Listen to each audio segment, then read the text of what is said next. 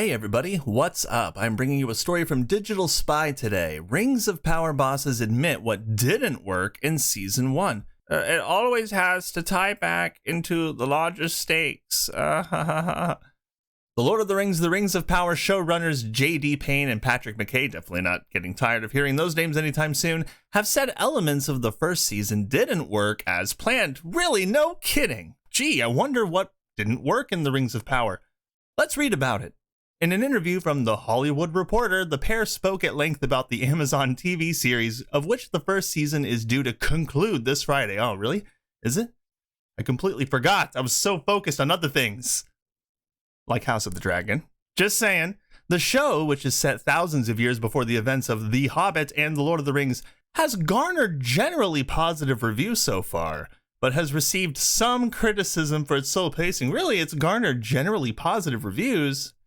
Interesting. Let's look at that. Lord of the Rings of Power first reactions revealed ahead of release. 24th August 2022. See that? Wow. So they're using an article from what, like over a month ago, when like the series first aired.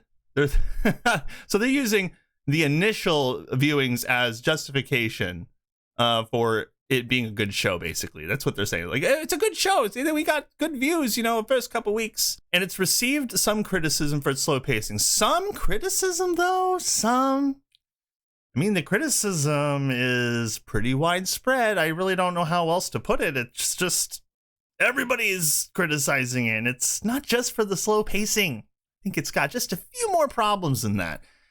Referencing this, Payne and McKay admit that some of the early episodes lack the urgency that fans expect from Tolkien adaptations, with the former saying one of the big things we learned was even when it's a small scene, it has to tie back into the larger stakes, which it didn't.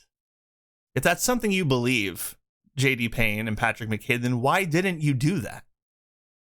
They know this. They're like, hey, one of the things that you have to remember when making a Tolkien adaptation is to put Tolkien stuff in it. But they didn't. So why didn't they? And McKay agreed, saying, there are things that didn't work as well in season 1 that might have worked in a smaller show.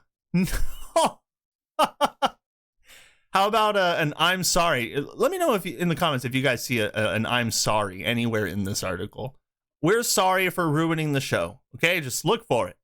It has to be about good and evil and the fate of the world, or it doesn't have that epic feeling you want when you're in Tolkien. So are they admitting that they didn't put good and evil in the show? They only put evil, because Galadriel is definitely an evil person. She's falling in love with Halbrand, who is apparently Sauron. And she's wanting to kill everybody who tries to stop her from killing Sauron, who she's in love with, and then doesn't even talk about her husband who was killed by Sauron, but definitely talks about one of her brothers that were killed by Sauron. Yeah, okay. None of this makes sense. He continued by describing the show as a massive learning experience. Yes, I'd say they learned quite a lot. They're learning right now. This is a great learning experience from them. Never try to make a TV show, ever. That's the lesson they're learning. For everyone involved, saying that the bar has to keep going up. Yeah, I'd say it has a long way to go, if you ask me. Filming for the second season of The Lord of the Rings of Power began last week, with McKay confirming the aim is to be bigger and better. Well, of course it would be, because everybody thinks that it's not big or good. They just think it's small and terrible.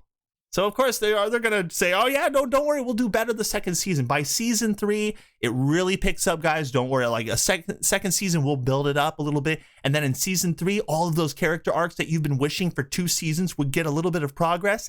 We'll finally put it into motion and please those diehard bloodthirsty fans.